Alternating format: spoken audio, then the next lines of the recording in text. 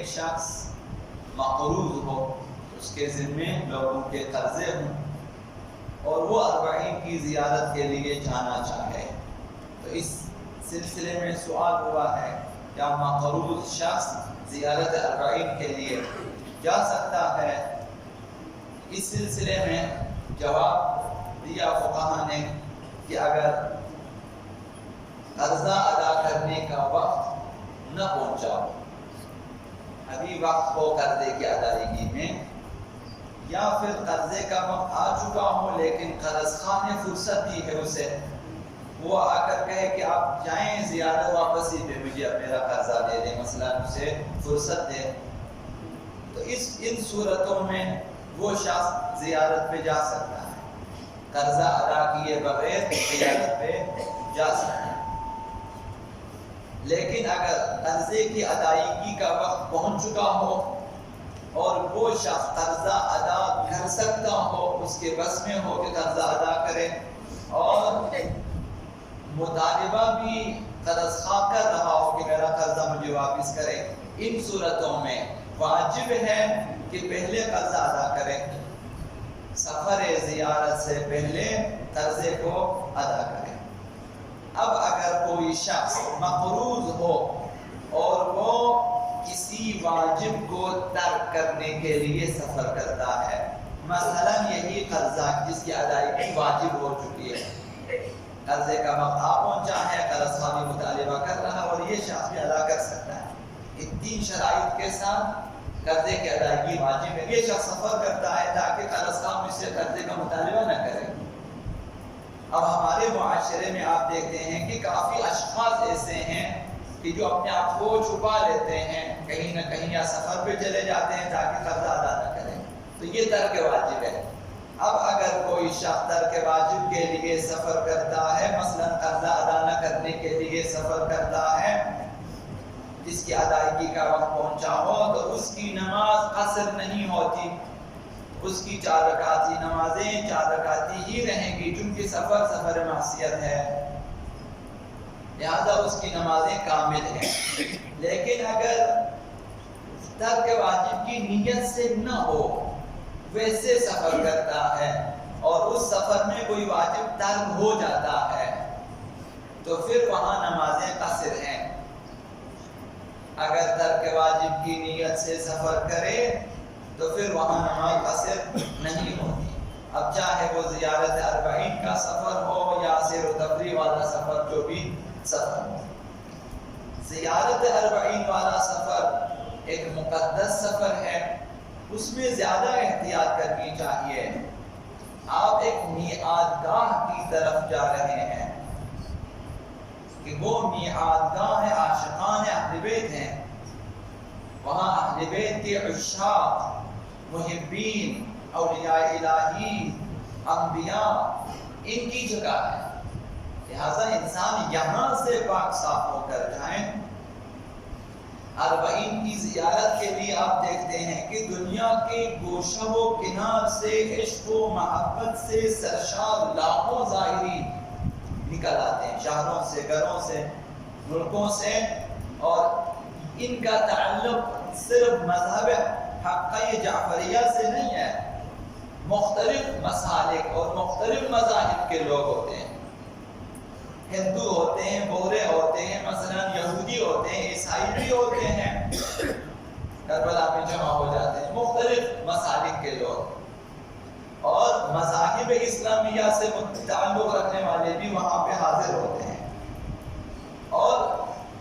مخصوصاً وہ جو 40 کی پیادہ روی ہے اس میں شرکت کرتے ہیں، اور اس شرکت سے اور اس پیادہ روی سے انہیں قیمتی تجربات حاصل ہوتے ہیں، اور تجربات کے علاوہ معنوی چیزیں محسوس کر لیتے ہیں اس سفر میں۔ تو 16 سفر کو عموماً اس سفر کا آغاز کرتے ہیں قبر مطہرہ امیر المؤمنین سے، نجف سے شروع کرتے ہیں اور 2-3 دنوں تک سفر کرتے ہیں اور پہنچ جاتے ہیں کربلا۔ تو آقا امام حسین اور اصحاب آقا امام حسین، اہل بیت حسینی، جنہوں نے قربانی دی ہے اور اس قربانی کو عزت و احترام کی نظر سے لوگ دیکھتے ہیں، لاکھوں عاشقان حسینی، لہذا ان کے لیے چہلم پہ، اربعین حسینی پہ زائرین دیوان وار نجف آتے ہیں اور وہاں سے کربلا تک کا پیدل سفر طے کرتے ہیں، 2-3 دنوں تک سفر کرتے ہیں۔ تو یہ لوگ در حقیقت آقا عبداللہ حسین کی اس صدا پر لبیک کہنے کے لیے جمع ہو جاتے ہیں۔ یقین یہی ہے کہ اگر ہم جیسے غافل لوگ بھی اگر پہنچے اور ہمیں اگرچہ احساس نہ ہو، لیکن در حقیقت یہی ہے کہ ہمارے اندر جو ضمیر ہے، وہ جو ایمان ہے، وہ جو خفتہ ایمان ہے، وہ بھی اسی صدائے آقا عبداللہ حسین پہ لبیک کہنے کے لیے ہمیں بلایا ہے اور وہاں پہ ہمیں وہاں تک پہنچایا ہے خدا متعال نے۔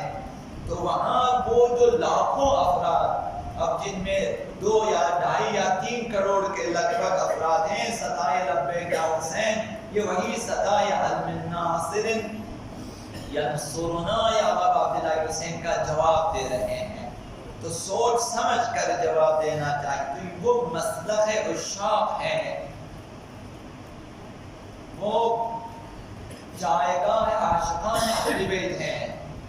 تو وہاں جو لوگ قربانی دے سکتے ہیں وہ لبیک کہیں آقا عبداللہ حسین کے لیے۔ تو لہذا صعوبتیں، سفر کی تکلیفیں برداشت کرتے ہیں اور وہاں پہ پہنچ جاتے ہیں۔ تو یہ جو اربعین آقا عبداللہ حسین کا اجتماع ہے، یہ در حقیقت معجزہ ہے، حقیقتاً معجزہ ہے اور واقعتاً معجزہ ہے کہ لاکھوں انسان سالانہ خود بخود پرچم آقا امام حسین کے تلے جمع ہو جاتے ہیں اور ظہور آقا امام زمان علیہ السلام کے لیے آمادہ ہو جاتے ہیں۔ یہ خود تربیت آقا میں امام حسین ہے، خود آقا عبداللہ حسین نے لوگوں کو تربیت کی ہے، خود ان کی محبت کھینچ لاتی ہے۔ لاکھوں انسان، کم سے کم لاکھوں انسان، اگر آپ کروڑوں نہ کہیں، لاکھوں انسان پرچم آقا عبداللہ حسین کے زیر سایہ جمع ہو جاتے ہیں، لبیک یا حسین کے نعرے لگاتے ہیں اور ظہور کے لیے آمادہ ہو جاتے ہیں۔ تو یہ حق اور عشق کا راستہ ہے، عاشقان حسینی اس پر رواں دواں رہے گا اور یہ سفر جاری رہے گا۔ جو بھی اس قافلے میں شریک ہوگا وہ ہمیشہ صراط حق پہ ہوگا، ہمیشہ صراط مستقیم پہ رہے گا اور کبھی منحرف نہ ہوگا۔ تو یہ سوچ کر جائیں، زندگی میں ایک بار ہی صحیح نیت کریں، ارادہ کریں، دعا کریں کہ زندگی میں ایک بار ہی صحیح مجھے اس سفر کی اور اس اجتماع میں شرکت کی اور اس بیاد روی میں شرکت کی توفیق عنایت فرمائیں، تاکہ ہم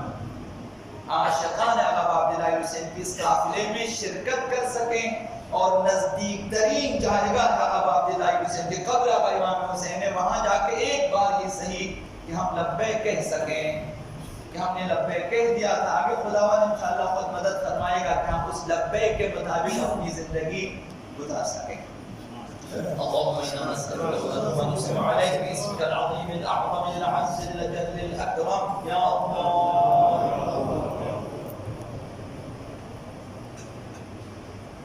يا الله يا رحمن يا رحيم يا مقلب القلوب ثبت قلوبنا على دينك اللهم ارزقنا ايمانا صادقا ولسانا ذاكرا وقلبا خاشعا وبدنا صابرا وعلما نافعا وعملا متقبلا وزيادة في العلم وبركة في الرزق وصحة في الجسم ونورا في القلب وتوبة قبل الموت وراحة عند الموت ومغفرة بعد الموت والعفو عن الحساب